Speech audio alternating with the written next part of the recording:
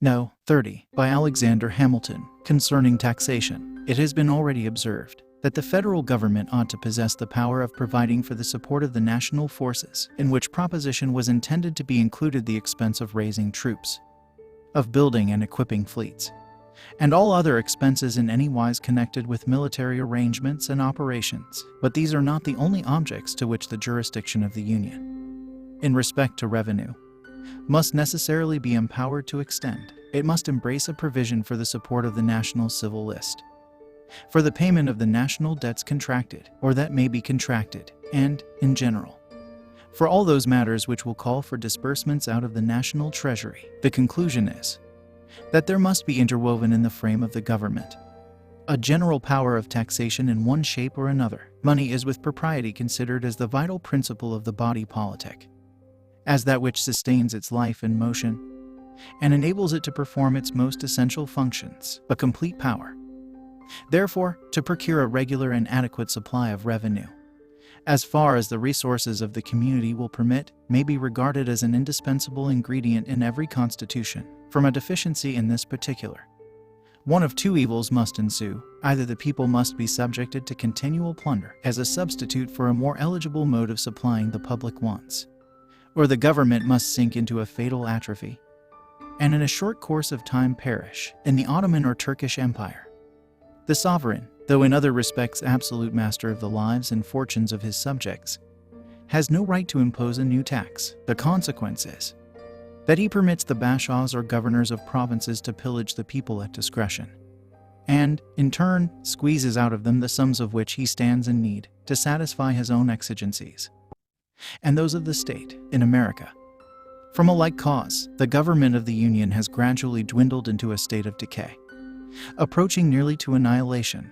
Who can doubt that the happiness of the people in both countries would be promoted by competent authorities in the proper hands, to provide the revenues which the necessities of the public might require? The present Confederation, feeble as it is, intended to repose in the United States an unlimited power of providing for the pecuniary wants of the Union, but proceeding upon an erroneous principle.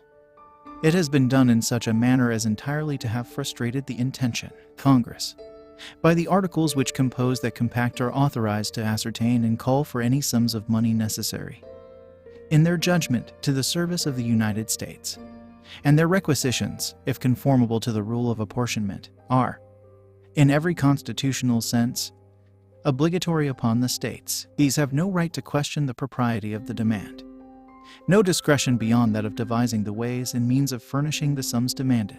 But though this be strictly and truly the case, though the assumption of such a right would be an infringement of the Articles of Union, though it may seldom or never have been avowedly claimed, yet in practice it has been constantly exercised, and would continue to be so, as long as the revenues of the Confederacy should remain dependent on the intermediate agency of its members. What the consequences of this system have been is within the knowledge of every man, the least conversant in our public affairs, and has been abundantly unfolded in different parts of these inquiries. It is this which has chiefly contributed to reduce us to a situation that affords ample cause of mortification to ourselves and of triumph to our enemies. What remedy can there be for this situation, but in a change of the system which has produced it, in a change of the fallacious and delusive system of quotas and requisitions? What substitute can there be imagined for this ignis fatuus in finance, but that of permitting the national government to raise its own revenues by the ordinary methods of taxation,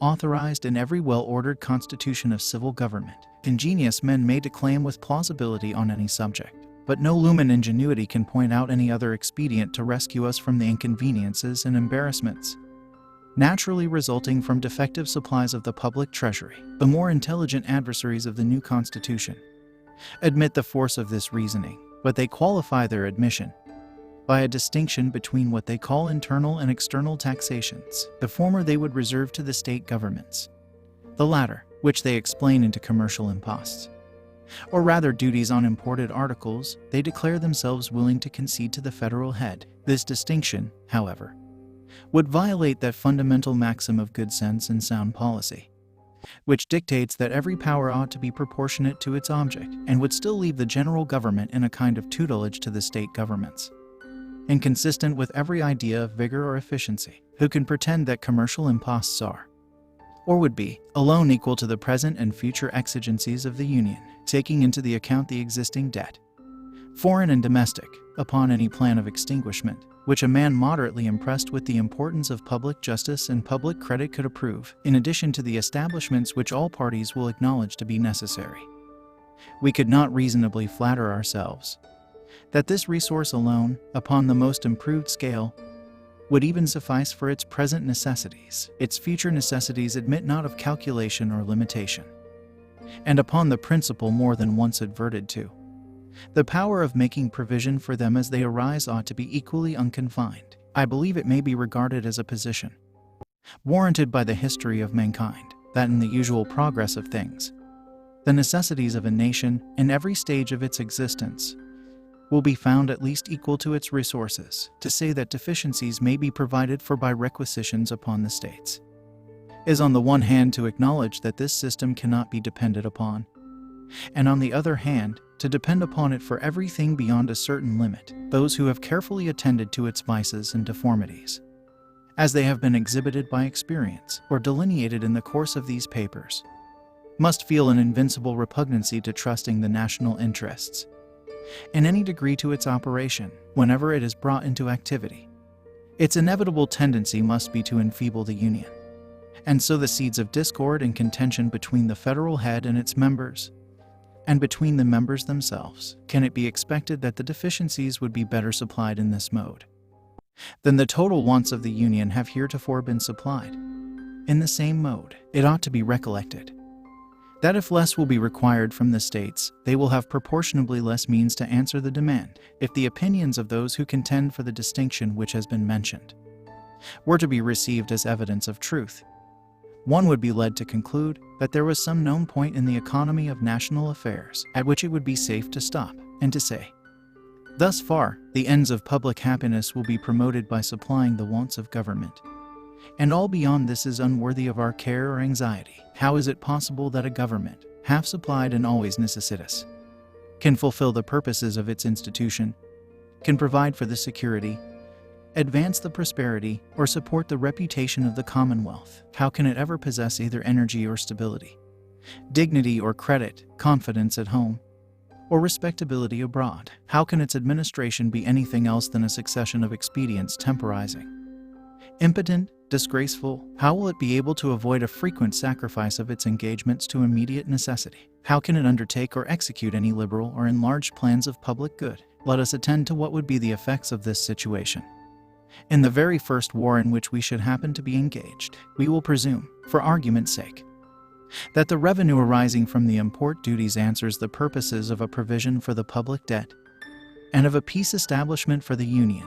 Thus circumstanced, a war breaks out. What would be the probable conduct of the government in such an emergency? Taught by experience that proper dependence could not be placed on the success of requisitions, unable, by its own authority, to lay hold of fresh resources, and urged by considerations of national danger, would it not be driven to the expedient of diverting the funds already appropriated from their proper objects to the defense of the state? It is not easy to see how a step of this kind could be avoided, and if it should be taken, it is evident that it would prove the destruction of public credit at the very moment that it was become essential to the public safety. To imagine that at such a crisis credit might be dispensed with would be the extreme of infatuation. In the modern system of war, nations the most wealthy are obliged to have recourse to large loans. A country so little opulent as ours must feel this necessity in a much stronger degree. But who would lend to a government that prefaced its overtures for borrowing by an act which demonstrated that no reliance could be placed on the steadiness of its measures for paying?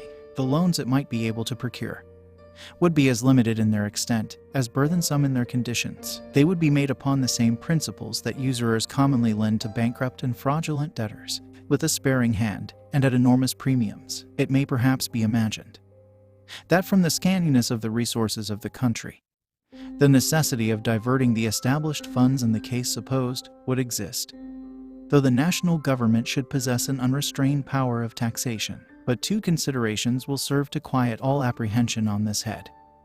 One is that we are sure the resources of the community, in their full extent, will be brought into activity for the benefit of the Union. The other is that whatever deficiencies there may be, can without difficulty be supplied by loans. The power of creating, by its own authority, new funds from new objects of taxation would enable the national government to borrow, as far as its necessities might require. Foreigners, as well as the citizens of America, could then reasonably repose confidence in its engagements. But to depend upon a government that must itself depend upon 13 other governments for the means of fulfilling its contracts, when once its situation is clearly understood, would require a degree of credulity, not often to be met with in the pecuniary transactions of mankind, and little reconcilable with the usual sharp-sightedness of avarice. Reflections of this kind may have trifling weight with men who hope to see the halcyon scenes of the poetic or fabulous age realized in America. But to those who believe we are likely to experience a common portion of the vicissitudes and calamities which have fallen to the lot of other nations, they must appear entitled to serious attention. Such men must behold the actual situation of their country with painful solicitude, and deprecate the evils which ambition or revenge might, with too much facility, inflict upon it. Publius,